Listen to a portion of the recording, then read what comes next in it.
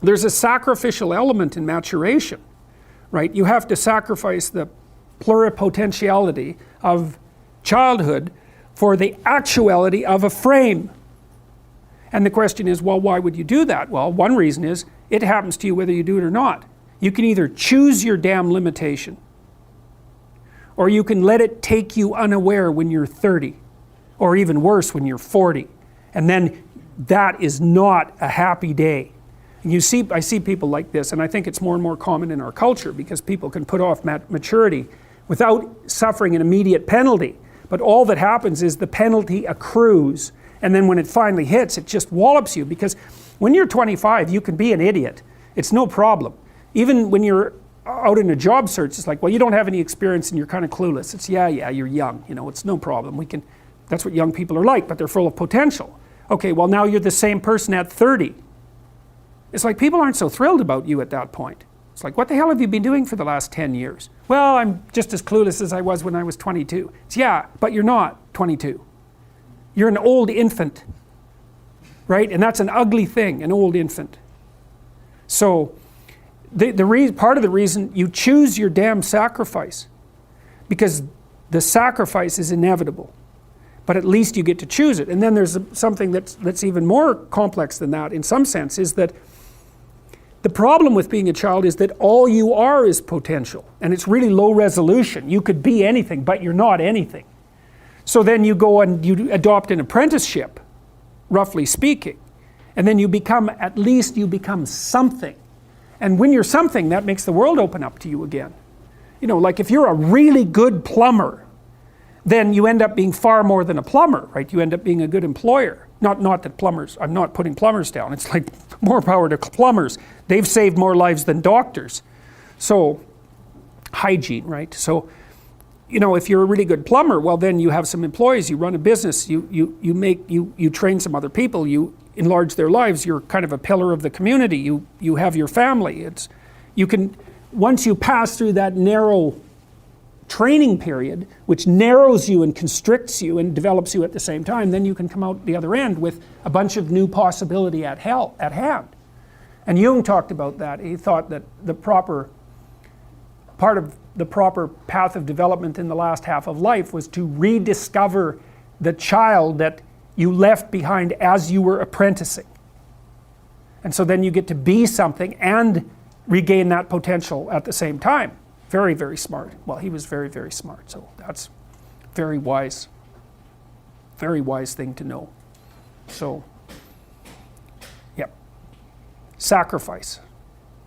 And we'll talk more about that too. You get to pick your damn sacrifice. That's all. You don't get to not make one. So you're sacrificial whether you want to be or not. That's a good thing to know as well. So even though it's rather, it's a rough thing to figure out. You can go to university to not be something instead of going to university to be something. And it's Pleasure Island. And the price you pay for it, especially in the US, is debt. And you're enticed into it because the administrators can pick your pocket. So they rob your future self while allowing you to pretend that you have an identity. Right? Very nasty. And you can't declare bankruptcy with your student loans in the US. It's indentured servitude. And it's precisely Pleasure Island. It's exactly that. And so tuition fees have shot way out of control. And part of the reason that universities don't make more demands on their students and let them get away with all the things they let them get away with is because they're basically, why the hell would you chase them out?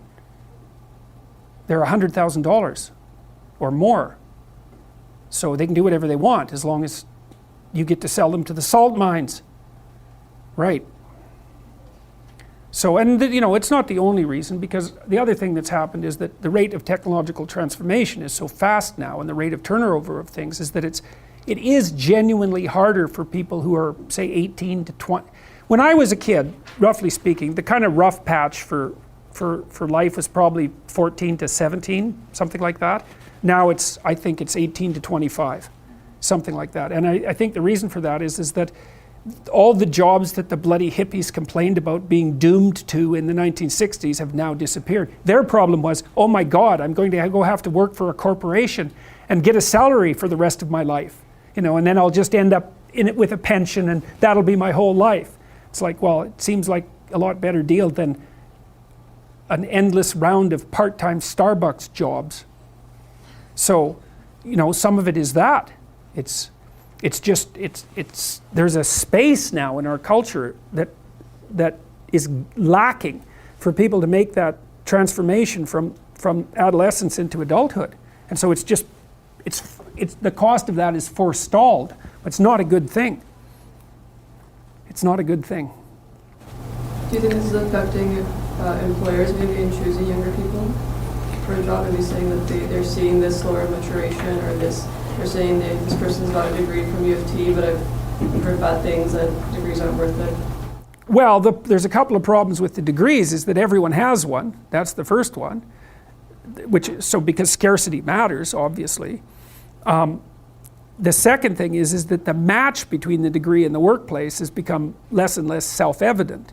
You know, what should happen when you go to university is you should learn how to think and formulate arguments. You should learn to think, speak, and write. That's what the humanities are for. They're to make you dangerous, right? Because if you can think and speak and write, you're deadly. In a complex job, you're exactly what's necessary. But if you don't have that, it's like, what the hell good is the degree? So, I mean, degree in English literature doesn't prepare you for a job. It could make you think, write, and speak.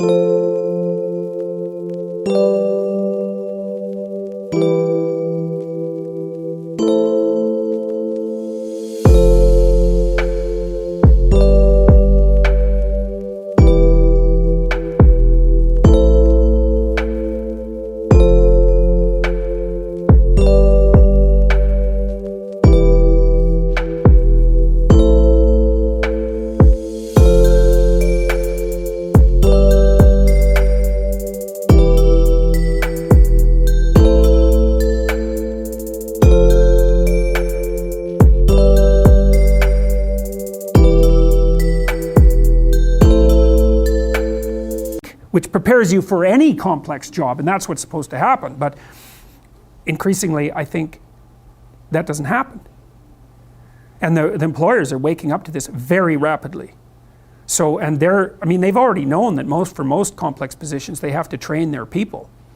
Now they're thinking, well, why do I have to bother with the degree if I'm going to train them, if it isn't bringing anything of value? You see this in even fields like law. We also seem to be tightly selected for the capacity to cooperate and compete, so that multiplies our cognitive ability. That's a huge part of it. And then we also seem to have constructed ourselves, so to speak, through sexual choice into these general purpose problem-solving creatures. And so we've internalized some of the Darwinian process. So you think, well, most animals will produce variants of themselves physically. And then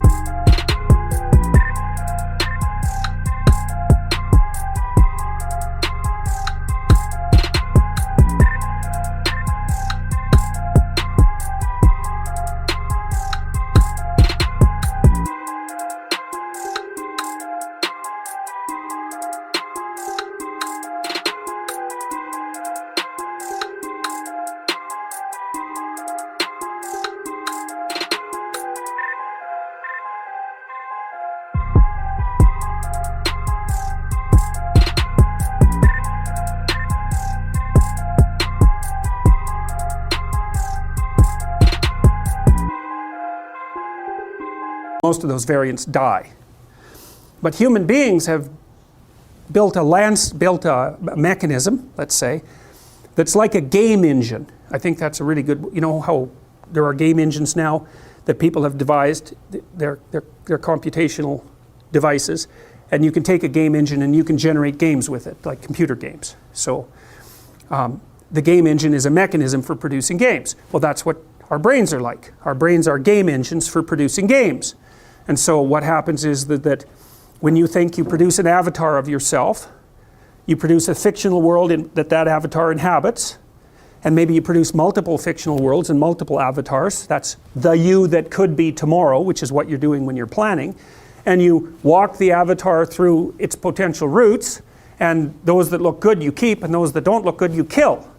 And so you can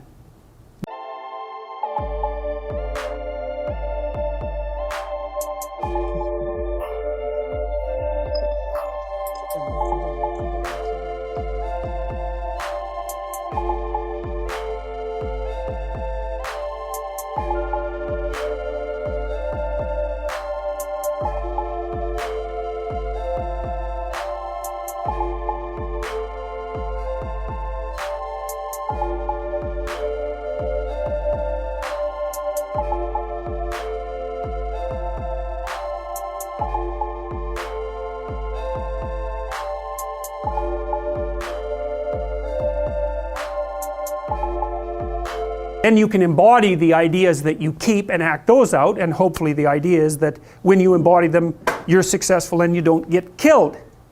And so we've also, when we've been selecting each other for cognitive prowess, we've been selecting ourselves for the ability to generate avatars out of ourselves and kill them instead of dying. It's unbelievably brilliant. And that's really akin to the human discovery of the future, right? The future is a place where variants of you could exist. It's something like that. And other animals don't seem to be able to do that. So we're very sneaky, and well, so far it doesn't seem to be working too badly, although we haven't been around for very long, right? I mean, human beings of our particular subspecies, about 150,000 years, something like that, which is, from an evolutionary time frame, it's like, it's nothing, you know. It's 2,080-year-old men. It's not very long.